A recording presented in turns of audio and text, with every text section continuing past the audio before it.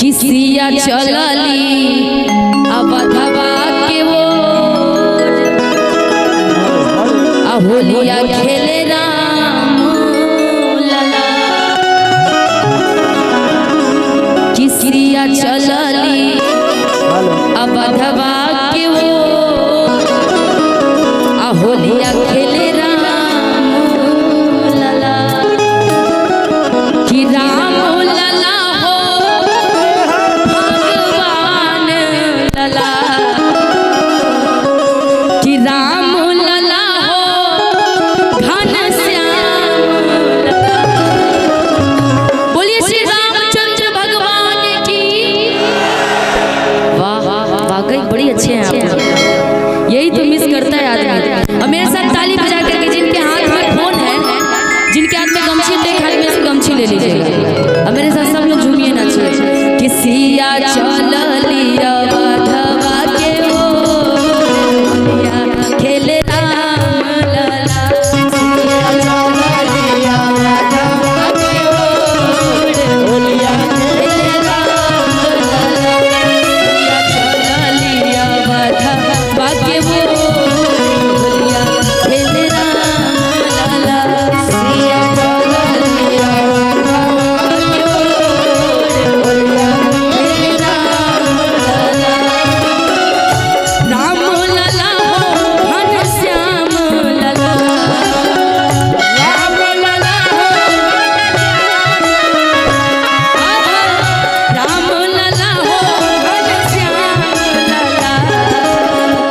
सिया चलली अवधवा के वो होलिया खेले राम लला।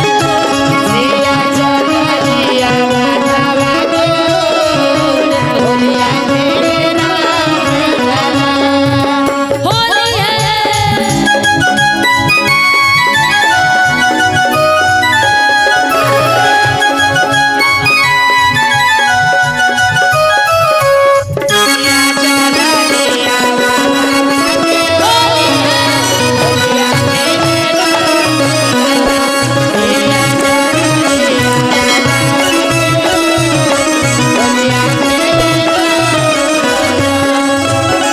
कहवा के राम के कर बाबू लक्ष्मण।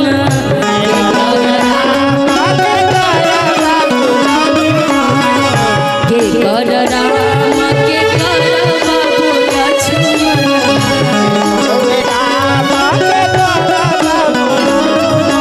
मंच पे मंचासीन सभी अतिथियों लोगों का भी हार्दिक अभिनंदन मेरे तरफ से। बड़ी प्यारे प्यारे दिख रहे हैं, खासकर वाइट शर्ट में। होली का कुछ अलग ही माहौल होता है ना जी। मुस्कानें बढ़ जाती है, चेहरा खिल जाता है उजला उजला ना। के कर राम के कर बाबू लक्ष्मण।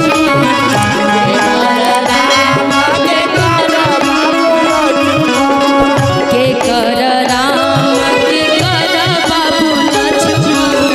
के कर राम के कर अब के कर अब के कर अब के कर भरत भुआ।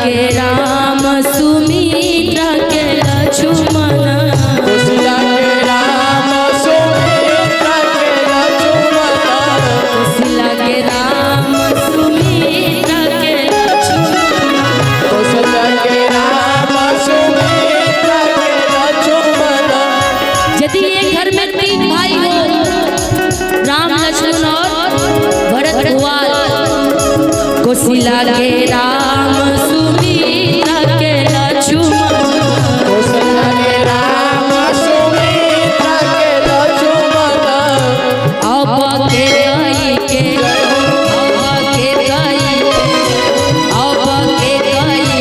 भरत भुआ राम लला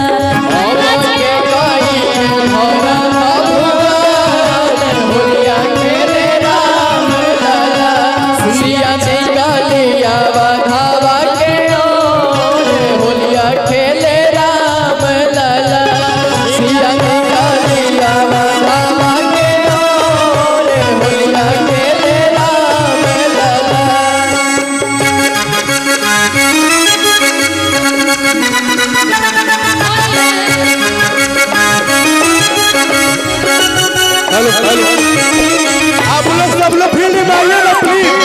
आप लोग सब लोग फील्ड में आइए, रोड पर मत खड़ा रहिए। आप लोग सब लोग फील्ड में आइए।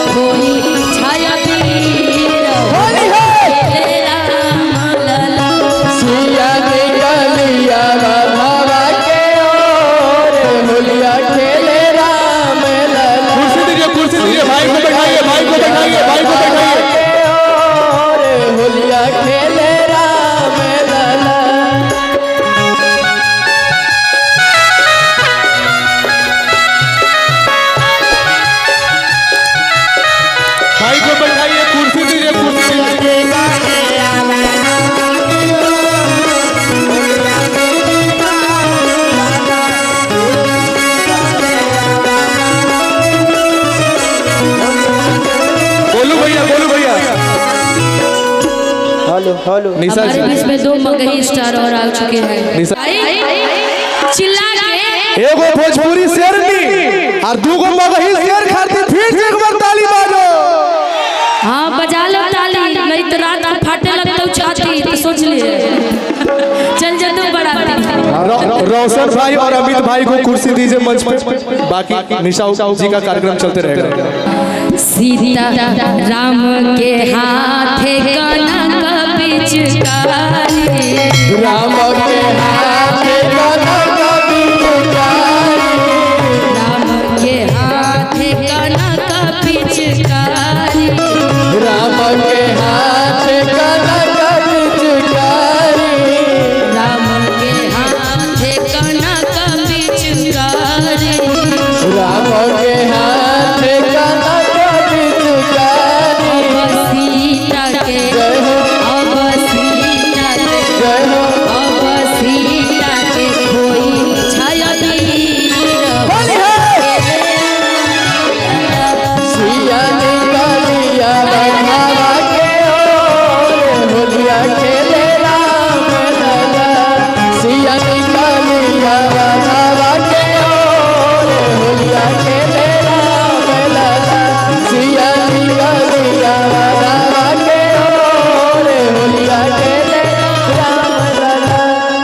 किसिया चलली अवधवा हेलो हेलो हेलो हेलो